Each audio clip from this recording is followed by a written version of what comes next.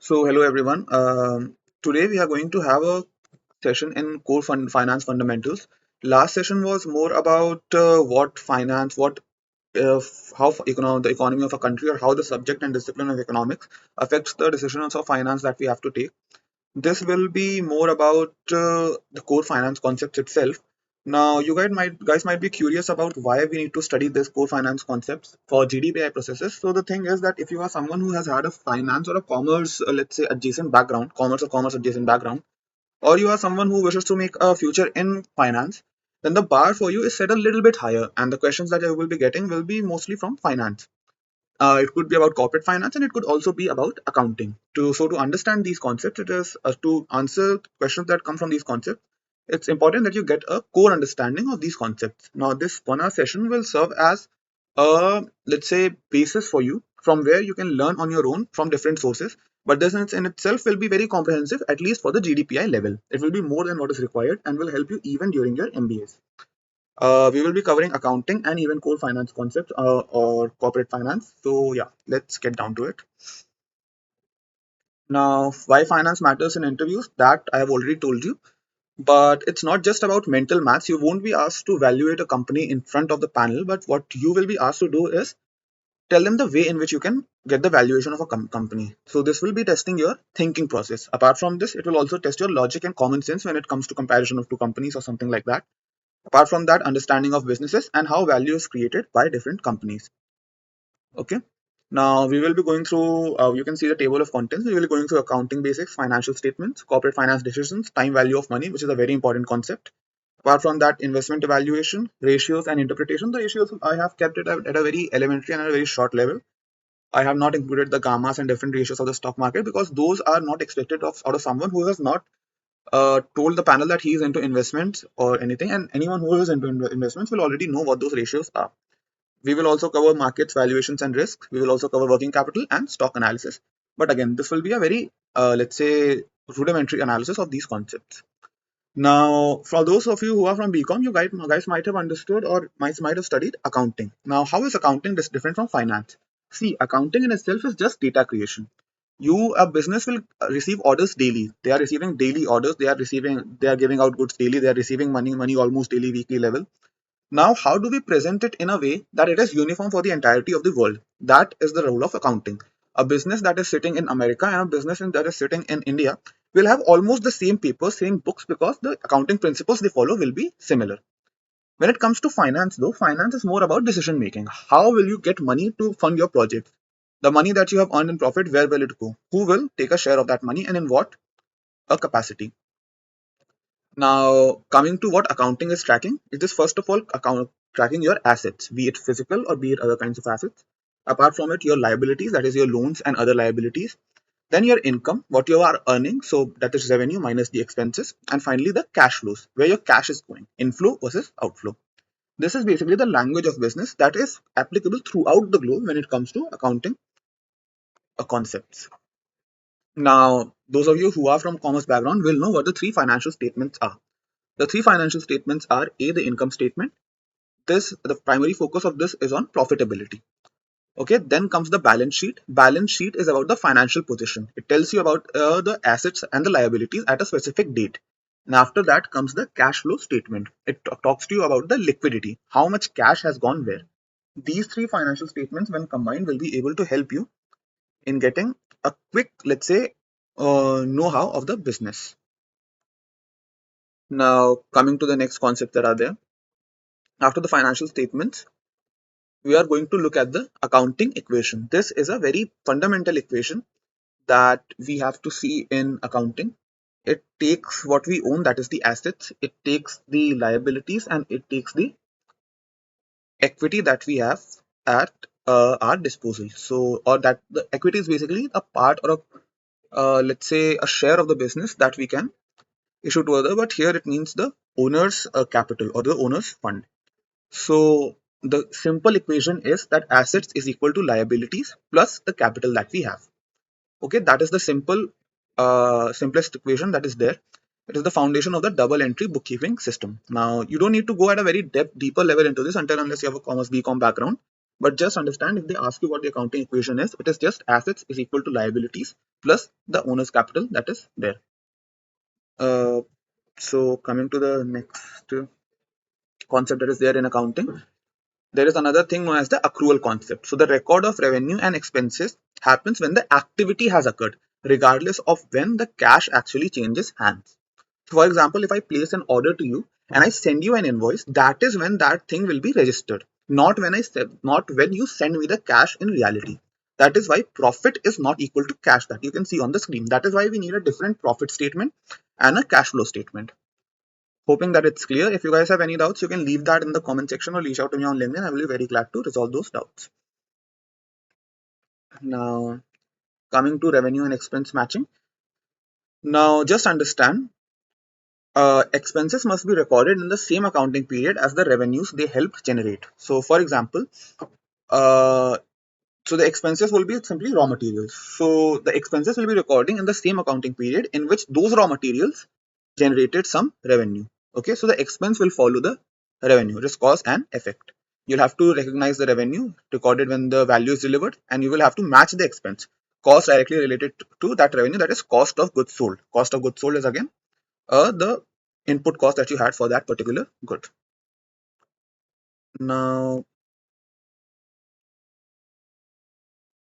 coming to the next concept, that is the balance sheet. What is the balance sheet? It is about the ownings of a company and how it is funded. Balance sheet is basically following the statement that the equation that we talked about. It has assets, liabilities, and equity. So assets will include the cash and cash equivalents. Apart from that, these are called current assets. So liquidity is, I mean, less than 1 year. You can just liquefy them at any point you want. Cash anyways is liquid. Then there comes cash equivalents, maybe some bonds or something that you can rapidly exchange for cash. Apart from that, there is accounts receivable. What is accounts receivable? So you sold something to your customer. The customer has sent you a receipt. He will be giving it back to you in 6 months' time. That is an example is 6 months. That is an accounts receivable. It is the money owed to us. Apart from that, there is inventory, the stock. You can always sell them and get money in exchange for that inventory. That also comes under the current assets. Then there is a non-current asset that is a very long-term thing. So, for example, a very common term is PP&E. Remember this for your interviews. PP&E means property, plant, and equipment. Apart from that, there are intangible assets like patents and brands. So, for example, you are, let's say, some company that is producing some kind of food or some kind of cold drink, some kind of beverage. You have a formula for that. You have filed a patent for it. Now, that is not something that you can sell at any time. I mean, maybe you can sell that, but it will not come under the current assets because it is a part of your identity. It is an intangible asset, that is patent. Or if you have a trademark, then it becomes a brand. Apart from it, you have some long-term investments. For example, you have invested in some land, or you have invested in some sort of research and analysis, research and development project. Then that again comes under non-current or long-term assets. Then comes liabilities. Liabilities is what the company owes. In that, there is current liability, that is account payable. As we had account receivable, we have accounts payable, the money that we owe to someone else. Apart from that, there is short-term debt. You have taken a debt from the market that you have to fulfill in the short term. That is called short-term debt. When it comes to long term there is bonds payable.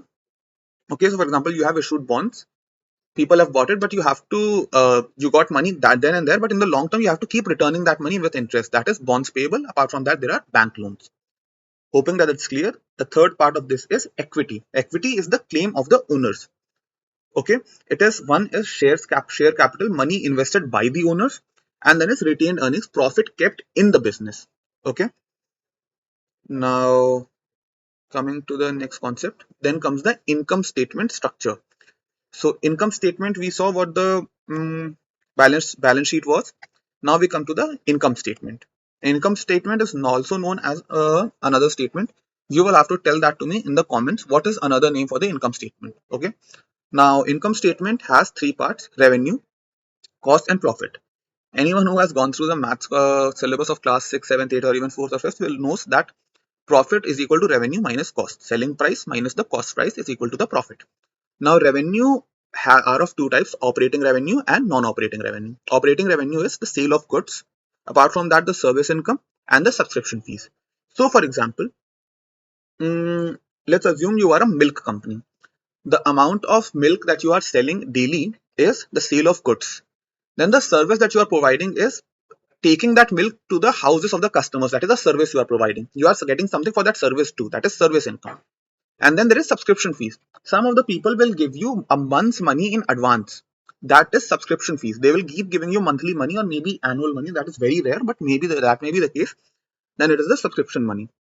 These three are the components of operating revenue.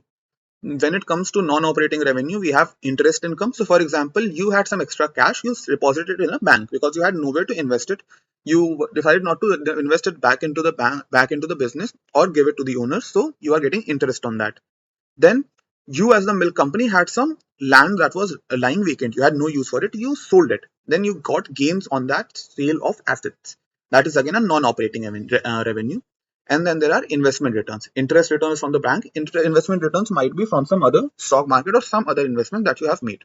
Now, what is the key difference here? The key difference is operating revenue is coming from the core business model of the business in question, whereas non-operating revenue is coming from side activity.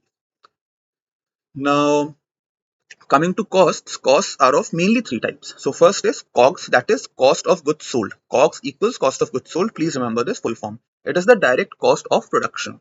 After this is operating expenses. Okay. It is SG&A. SG&A means selling, general and administrative costs. R&D is research and development. Marketing is simply marketing. Then comes financial cost, that is interest and taxes. After you subtract these three headers from the revenue, you get profit. Gross profit is revenue minus COGS. That is simple. After that, net income is final profit for the shareholders. You subtract all of this from revenue, you get net income or net profit. Now, income statement the income statement flows like this. You get revenue. From that, you subtract the cost of goods sold. You get gross profit. After gross profit, you subtract the operating expenses. That is SG&A. Apart from that, there were research and development and marketing. You get EBIT. Okay. After EBIT, you subtract the interest and taxes, you get PAT, profit after tax. This is called bottom line. So if someone tells you to walk you through top line to bottom line, you will reduce COGS minus operating expenses minus interest plus taxes. You will get the bottom line. Please remember this formula because this can be asked to you in your interviews. Now, what happened is there is another thing called depreciation and amortization. Now, EBIT is earning before interest and tax. If you add back, now in this, while subtracting the operating expenses, we also subtracted the depreciation and amortization. If you add it back to EBIT, you will get EBITDA. In Shark Tank, you guys might have seen what EBITDA is. You might have heard what EBITDA is. EBIT plus depreciation and amortization is EBITDA, earnings before interest, tax, depreciation, and amortization. EBIT is earnings before interest and tax. If you guys have any doubts, again, let me know in the comments. Then comes the cash flow statement. Okay. Cash flow statement is simply about the flow of cash, how the cash is flowing from the business and out of the business. Now, coming to as we were talking about the cash flow statement, there are three types of cash flows. Operating cash flow, that is the core business cash. It is cash generated from day-to-day activities of a business. So, for example, coming back to the milk company, the money that you are getting from the sale of milk or sale of, let's say, the services that you are providing to your customers, that is your operating cash flow. Apart from that, there is investment. So, for example, you sold some assets, you bought some asset, for example, land or maybe some cow or maybe some equipment. That is again investing cash flow. Apart from that, there is financing. So financing is debt and equity. You got some debt or you sold some equity to another party. The money the business is getting from there comes under this particular types of cash flow. Now, why cash flow matters? See, if you have profit but you don't have cash, then you don't have anything to pay your suppliers to. So bill needs cash. In order for you to pay your suppliers, for the business to keep running, apart from profit, you also need cash. So in essence, cash is survival. Even if you don't have profit in the starting era, you can still make it because you still have something to pay your suppliers to. Now, how are the three statements linked? Income statement walks you from revenue to the profit. Okay. Cash flow statement is basically the cash flow that caused those profits and revenues and expenses to happen. So these things will be recorded in the cash flow statement too. It will be divided in investment cash flow or operating cash flow and the three types of cash flow. Then balance sheet is basically about assets, liabilities, and retained earning. All of these will find indirect mentions in other two. If someone of you is from a BCom background or has done commerce in 11th and 12th, You guys might be aware of how to generate the three financial statements from the rough ledger that you have received. Now, coming to corporate finance, what is the aim of corporate finance? See, any company's aim that is seen in today's world is to maximize the value to the shareholders. In the short term, the let's say corporate finance, the civil discipline of corporate finance will focus mainly on generating a profit, but in the long term, it's more about generating value. When it comes to taking decisions for the long term, you will have to think of the value that you are creating. Coming to the three core types of corporate finance decisions, first is the investment decision. You have some money, where will you spend that money? The metrics that you will use will be NPV and IRR, net present value and internal rate of return. Then comes the financing decisions. For the financing decisions, you will have to take a look at where you will get your money from. So you have a project, now you need to get money to fund that project. Where you will be getting that money from is a financing decision. Now, you cannot get the money totally from any one type of source. It will mostly be a mix of debt and equity, and it will be at different rates. Now, what will be the ratio of debt and equity depends totally on the risk that you are willing to take up and the rate of interest that you want on the money that you have received. And finally is the dividend decision. So for example, you made a profit of 100 rupees. Now whether you invest all of that back into the business, give it to the shareholders, or split it into two and give it some to the shareholders and some back to the business, that again is a dividend decision. These are the three types of decisions that are key part of the corporate finance cycle.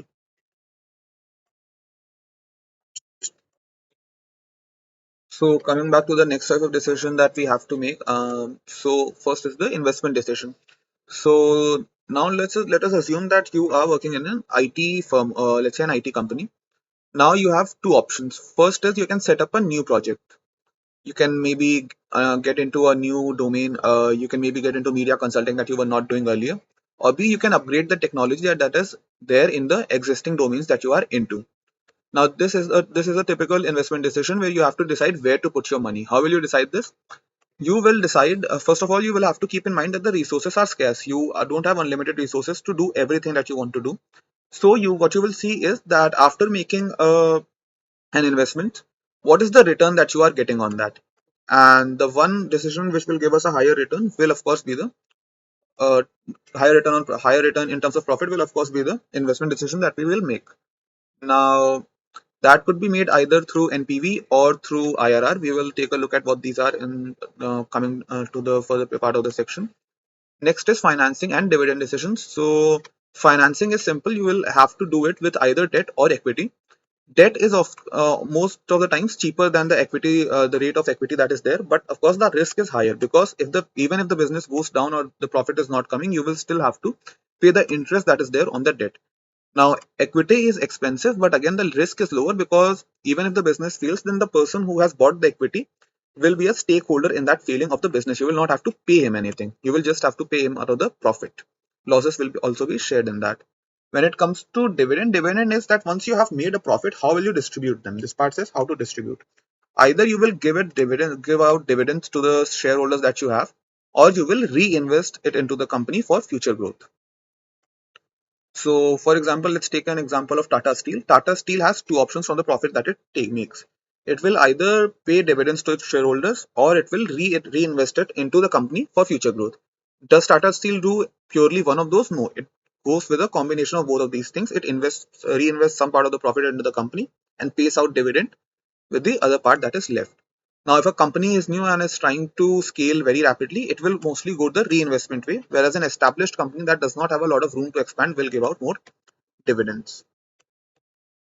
Now, coming to how to decide which decision we should make. So, a key concept in that is time value of money. It is one of the first and the primary principles of finance.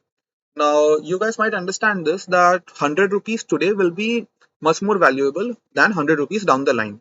Or 1 rupee at the time of independence was much more valuable than 1 rupee today. And 1 rupee at that point in time, you could get an entire meal or even maybe a gunny bag full of wheat. Why does this happen? First is because with money today, you have immediate purchasing power. Apart from this, there is a concept called inflation, which silently eats away from your money. So coming to the present and future value. Present value is simply the future value divided by the inflation rate, 1 plus inflation rate to the power of n. So for example, if you have if you are assuming that you will get 100 rupees 10 years down the line, what is the value today? What is the value of those 100 rupees today? So in order to do that calculation, you will keep 100 in the numerator divided by 1 plus the rate of inflation. Assuming it is 10%, you will get 1.1 to the power of 10. That is how you will get the present value of a sum that you are going to get or give in the future. How will you get the future value? Future value is simply the present value into 1 plus r to the power n. This is a very simple formula from geometric progressions. Now, when it comes to capital budgeting, or let's say how will you uh, select the opportunities that are coming your way, this is again a part of the investment decisions. So when it comes to capital budgeting, you will first identify all the projects that you can take up, maybe a new project, maybe technological enhancements or upgrades. Then you will analyze. Analyzing here means that you will forecast future cash flows, estimate the costs that are there, and assess the potential risks. And then you will take the decision. Now, what are the elements in this decision? First is the NPV. So, for example, you can spend 1000 rupees today, and from 1000 rupees for 20 years, you will get 100 rupees each and every year. Now, 100 rupees of the 20th year will be much less valuable than the 100 rupees of the first year. So, what is NPV? NPV is that you will bring all the cash flows, positive cash flows from the future, that is 100 rupees next year, 100 rupees next year to that, to the present by dividing it by 1 plus r to the power n. N stands here for the year. This is simply NPV. What is IRR? So the rate of inflation that we were putting here, that is called, in terms of finance, it is not called inflation rate, it is called the discount rate. The discount rate that you will be putting in that formula that makes the net present value equal to the money that you have invested, that is called the IRR. So for example, you put 1000 rupees at 10% and 1000 rupees that you put right now will give you 100 rupees for 20 years. When you take it back to today's terms, maybe you get a sum of 1500 rupees, just an assumption with 10% rate of return, 10% discount rate, you get the value of that to be 1500 rupees. Now that is of course a positive proposition, you will go for that decision. But the rate of interest or the rate of discount that will equate it to 1000 rupees again will be called the internal rate of return. Now, if it comes to NPV versus IRR, which one will you go by? Most of the times you will go for NPV because NPV is an absolute value. From 1000, you will get either 1500 or let's say 800. If you're getting 800 net present value for an investment of 1000, you will of course not take that decision. Whereas IRR is a percentage yield. Percentage yield of the IRR will always be compared to the capital that you are, the rate of interest that you are raising that capital at. But this again is not that good of a decision because let us just assume you have $1 billion today to invest.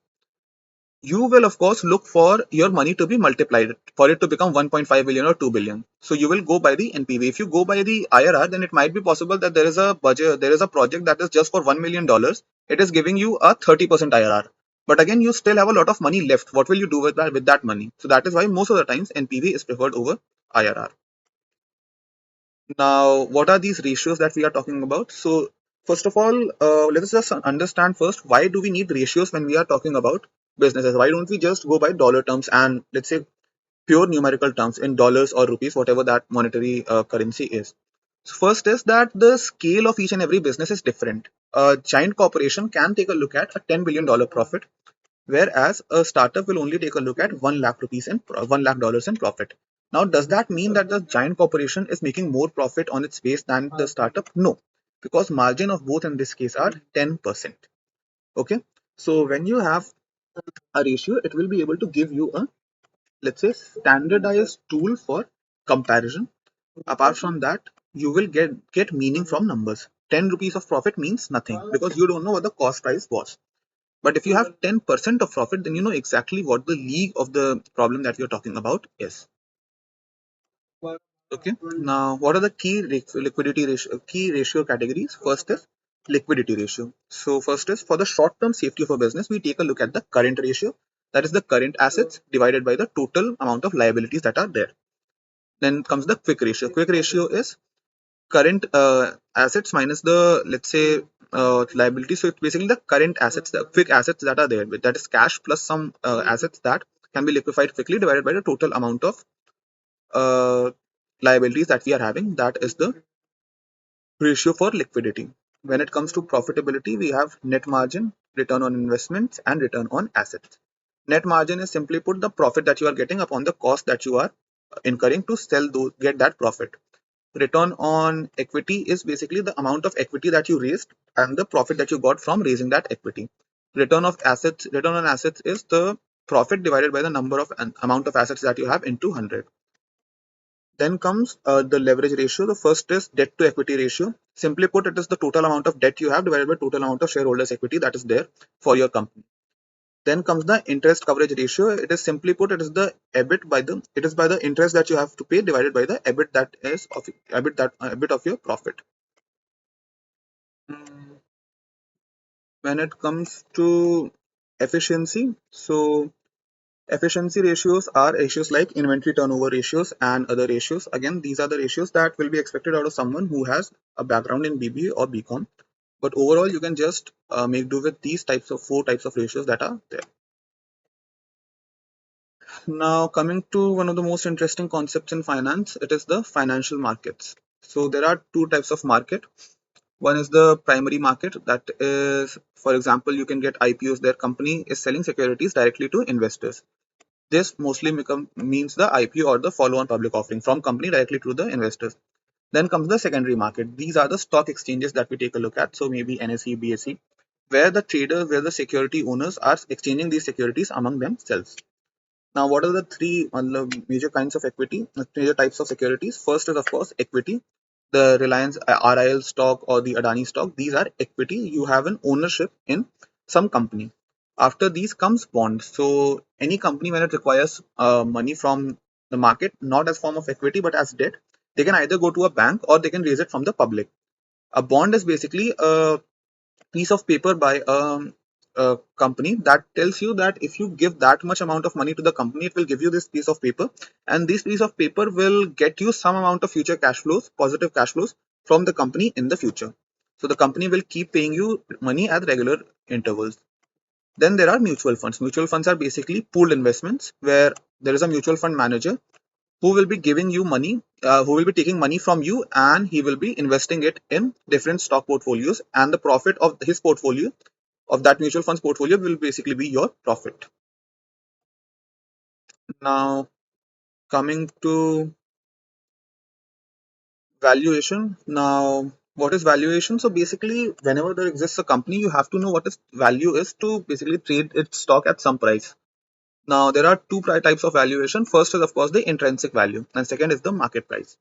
Now, can there be a discrepancy between the two? Of course, that keeps happening because market has an element of randomness and an element of greed and fear that is there in the market. That is why you never know whether the intrinsic value is equal to the market price or not. So, market price is very simple. It is basically the price that the security is being traded at in the market.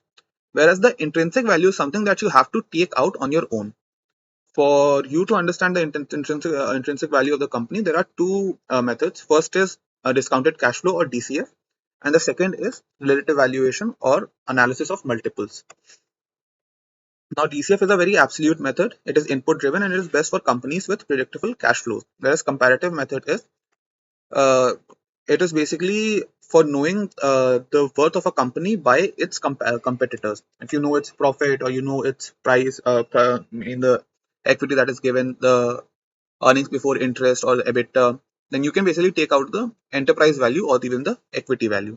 It is best for quick benchmarks and sectoral comparisons. Now, how do you perform a DCF? Just a quick sidebar on this. DCF can be performed by you knowing the value of all the cash flows that are there, that you are expecting in the future. You discount them to the present. After a certain point in time, you cannot calculate all the cash flows. So for all the future cash flows from that point in time, you get a terminal value. You again bring it back to today's value. The value that you get from discounting all the future cash flows to today is called the enterprise value. After subtracting the debt of the entire company from the enterprise value, you get the equity value. And after you divide the equity value by the number of shares that are existing, the shareholders' equity that is existing in the market, you get an earnings per share. That is the best way of doing a DCF valuation. Of course, there are other ways, but this is the only thing that will be expected out of you, and this is the most simple definition that you can tell the panel to just signify to them that you have an understanding of the DCF valuation method. When it comes to relative valuation, what you will do is we will just take a small example of EV by EBITDA. So Flipkart is not a, let's say, listed company, or let's say just get into a startup. If you take a startup that is into the FMCG sector and you know its EBITDA is 1 crore rupees, 1 crore rupees. Now, how will you go from EBITDA to enterprise value, that is EV? So to go to EV, what you will do is you will check in the entirety of the market of that particular product or similar companies what the EV by EBITDA ratio is. You will get a standard or an average ratio. So now you have the EBITDA of my company, you have the EV by EBITDA of the industry. You multiply the EV by EBITDA of the industry, EV by EBITDA of the industry, you multiply it by the EBITDA of my company, you will get the enterprise value again of my company. This is a very simple mathematical formula. Now dividing that by shareholders equity, you will get the earning per share, and again you can go to DCF method and get the share price. Now coming to mutual funds, many of you will be telling people as a long-term goal, many of you in your short-term and long-term goals will be telling you that you want to become a mutual fund manager in the future. Now just understanding what diversification of a portfolio does. So as you can see in the graph, just a second. As you can see in the graph, as the number of shares in the portfolio increase, the risk of the market will come down. Now there are two types of risk. First is systematic risk, that is there in the market no matter what you do. Then there is unsystematic risk that you can eliminate by smart investing. So the more number of shares in your portfolio, the lesser the total portfolio risk, because the lesser the unsystematic risk. Systematic risk will always be there. Okay. Now coming to the definitions, there is no free lunch in finance. Higher expected returns require accepting higher risk. If you want that, okay, I can make do with lesser returns, but the risk has to be lesser, then you will of course have to diversify. But diversifying also means that if one company goes way ahead and booms in the market, you will not be able to capture that in its entirety. Coming to the two types of risk, first is systematic risk. It is market wide. For example, inflation, war, recession. These cannot be eliminated. Then there is unsystematic risk like strikes, lawsuits. These are company specific. These can be eliminated by diversification. Diversification is basically not putting all your eggs in one basket. Now, what is working capital? Working capital is basically current assets minus current liabilities is equal to the working capital. For example, you have cash, stock, receivables, that is current assets, minus you have something to pay. After you pay all this, you have some money that you can again invest in the business from which the money can run. In a 12-month horizon, this is the working capital. Why does it matter? It represents the liquidity available to run daily business operations. Apart from this, if the working capital is positive, then the financial health and growth potential is there. If the working capital is negative, then there is a liquidity distress and bankruptcy risk. Okay. Now, what are the components of working capital? First is inventory, that is stock. Then receivables, the things that you are going to collect from your customers, that is money. Then there is cash, liquid funds. From this, you minus the payables. Payables are something that you owe to your suppliers for inventory bought on credit. It kind of serves as an interest-free loan. So, for example, you buy something from the suppliers. You tell them that after I sell this, I will give you back the money that I owe you. It basically makes business easier. That is again payables. So this plus this minus payables is the working capital that you have at your hand, at your disposal. Now, if you are going to sit in an interview and do analyze two or three stocks, they can ask you which stock should I invest in. That is just a playful question. You will have to give them a stock with a genuine reason. You cannot just name a stock, even if that stock is very good. If you are not able to explain it, you have lost the game there. Okay. So first you will have to analyze the business model. What is the core product? How is the revenue coming? Okay. Then you will have to see if that industry is doing fine. For example, if there is a very good coal company, maybe Coal India, but if the coal industry in itself is struggling, Coal India cannot do anything. Then you will have to see the financial health. Does the company have a good margin? Does it have a good return on equity? Are the debt levels stable? Is it ऐसा तो नहीं है company ने बहुत सारा date उठा लिया है. Okay, is the cash flow consistent? ऐसा तो नहीं है कि एक साल में बहुत बड़ा ऑर्डर आता है तो कैश फ्लो आ जाता है उसके बाद नहीं आता है. Then you take a look at the growth drivers. Is the growth there? Okay. Then you take a look at the risks that are there. For example, if you are in the business of, let's say, drones में भी ठीक है, drones में अभी तो demand है, but there is also a risk कि may be थोड़ा मे बी नए टेक्नोलॉजी के ड्रोन्स आ जाएं, some new company might replace the older technology, so drones में थोड़ा ये रिस्क है. And then the valuation, सब कुछ सही है फिर भी you won't buy a company that is intrinsically worth 500 rupees for 1,000 rupees. जो वैल्यूएशन है वो भी कम होनी चाहिए. अगेन अगर आपको एक स्टॉक को जस्टिफाई करना कैसे करोगे, ब्रीफली एक्सप्लेन करना कंपनी क्या कर रही है, then why should you invest in that, why now, अभी प्राइस क्यों सही है, देन वैल्यूएशन, क्या वैल्यूएशन जस्टिफाइड है, एंड रिस्क क्या है. मान लो बेयर केस भी आ जाता है, बेयर मार्केट डोमिनेंट हो जाता है, तो क्या ऐसा तो नहीं होगा पूरा बर्बाद हो जाएगा. ठीक है. फॉर एग्जाम्पल इंडिगो, इंडिगो जैसी कंपनी में कहीं ऐसा तो नहीं है कि मार्केट डाउन हो गया, ऑयल प्राइसेस गिर गई तो ये पूरा बर्बाद हो जाएगा. You can say sir oil prices के against they have taken a hedge. If oil prices come down in the market, they will get a profit from somewhere else from the market, and that they will use for the company to be running. Now, just coming to the end, what are interviewers looking for? It is just clarity of concept. कि आपको सारे financial concepts पता है, logical flow and financial sense, क्या आप financially सही बात कर रहे हो या नहीं. Simply put, finance in this particular case is not limited to math. It is more about structured thinking about the money that you are going to invest. So yeah, don't forget to like, share and subscribe the video. See you. If you have any doubts, any comments, leave them in the comment section. I'll be happy to resolve them. Apart from this was the third session of Aarambh Academy. I'll be coming back with more that will be very useful to you. So yeah, keep in touch. Goodbye.